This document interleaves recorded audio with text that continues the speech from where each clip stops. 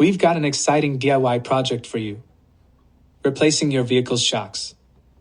As you might know, shocks play a vital role in your car's ride quality and handling, and if they're worn out, it can make your ride a lot less enjoyable. So, in this video, we're going to guide you through the process of installing shocks on most cars and trucks.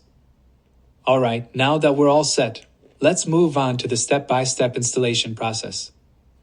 Safety first. Park your vehicle on a level surface, engage the parking brake, and turn off the engine.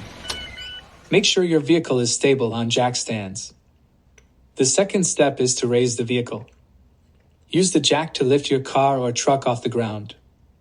Remember to consult your vehicle's manual for the recommended lifting points. Now, remove the old shocks. Locate the old shocks, which are usually near the wheels. Use your wrenches and sockets to remove the bolts securing the shocks. If they're stubborn, a bit of penetrating oil can be quite handy. Step 4. Install the new shocks. With the old shocks out of the way, it's time to attach the new ones using the bolts and your trusty torque wrench. Be sure to follow the manufacturer's recommended torque specifications.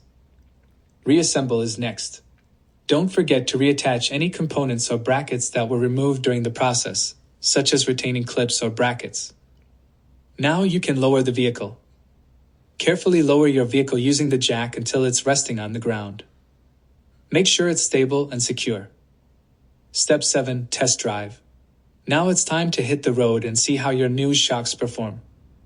Pay attention to ride comfort, handling, and stability. Final check. After the test drive, inspect the newly installed shocks for any signs of leaks or loose bolts. If you spot any issues, make the necessary adjustments or corrections.